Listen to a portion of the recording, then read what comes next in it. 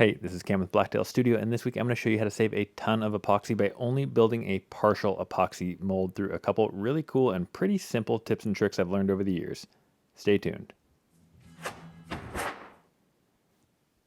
The project that I'm working on here is a big kitchen island. As it sits now, this slab is like 105 inches by almost 60 inches wide. So it's a big slab, and the final shape is actually going to be cut via CNC.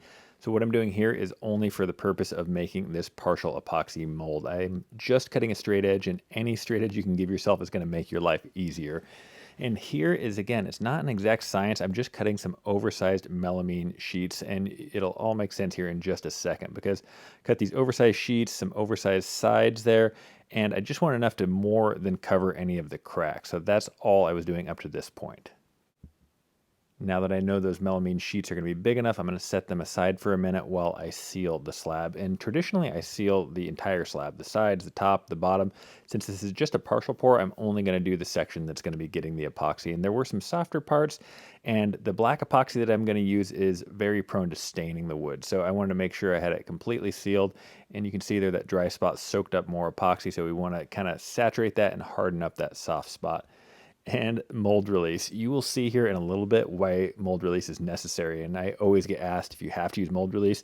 And if you look there on the left, you'll see those pieces not getting mold release. And apparently I forgot it on one part. So stay tuned for that in a little bit. Here I am using just regular painter's tape and my normal Alex Fast Dry caulk, and this is going to hopefully provide us with that good watertight seal underneath our void, but this is not going to be our only line of defense. First off, you want to clamp this down, and that's why I use the 2x4 there to get a little leverage on it. More clamps here, but we do not want to rely on just one single bead of caulk. We are going to have multiple lines of defense to give us the best chance that we do not get an epoxy leak, and here's how we do that. And I'm going to use footage from my mold making video because this was kind of an awkward mold that I was building, and this is going to be a little bit more clear. First, you want to put some caulk underneath the edge, and some people leave it there, but I've had too many leaks to rely on just that one bead of caulk. So again, on the sides, underneath, we're going to caulk it on the inside here.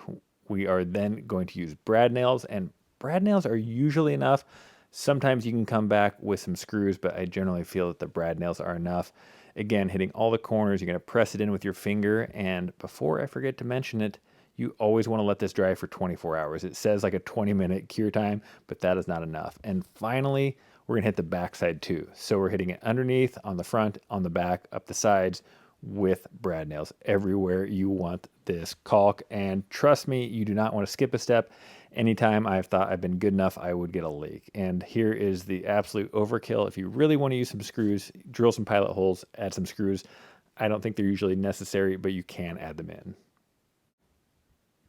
Back to the project we are working on. I have my temporary walls set in place. I have caulked them underneath, on the sides, behind, and here's what it looks like from the outside. And don't worry about getting this caulk on the wood. We're going to cut everything down in the end.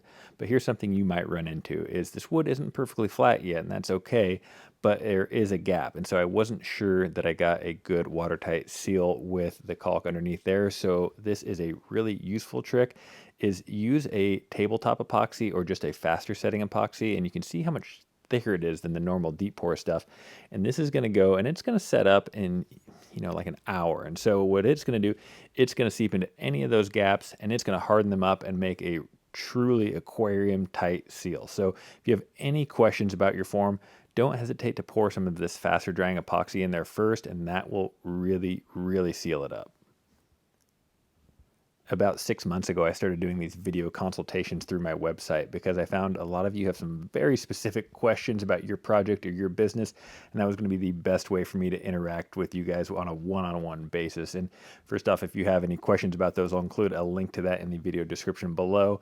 But one of the questions I got the other day from someone, they said, "Hey, your epoxy is really expensive. Is there one that's just as good that is cheaper?" And it kind of reminded me, I think it was an old Seinfeld episode where they were talking about taking the shortcut because that was the better way to go. And they said, if the shortcut was the better way to go, it would just be the way. And that's kind of how I feel about these products is I don't use them because they're more prestigious or they have a cooler label or a cooler jug or anything like that.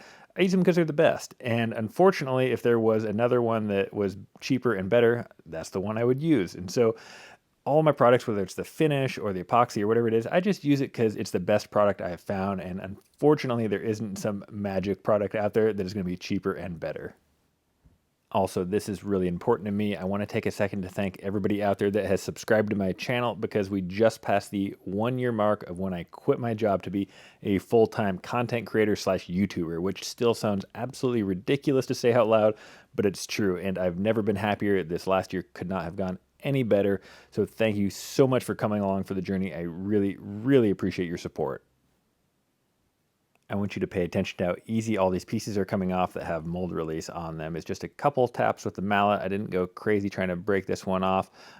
You can see there it started to get free. Just set the sawhorse aside, gave it a little bit of a pull, and it popped right off. And you can see the painter's tape trick worked part of the time. It worked on that one portion, but that other portion with the gap, it all leaked under. But luckily, we had the caulk on the other side that prevented it from pouring out on the floor. So that is why we caulk all around it. And this is why we use mold release. Apparently, I forgot mold release on this piece, and this is how hard it is to remove something that has no mold release on it. I had to use a chisel and a mallet and just kind of whittle off that melamine. It is a nightmare. So always use your mold release. In last week's video, I said the first person who I don't know that can correctly guess my middle name, I will send them something really cool. And my middle name is Brooks, so I didn't really think anybody would guess it.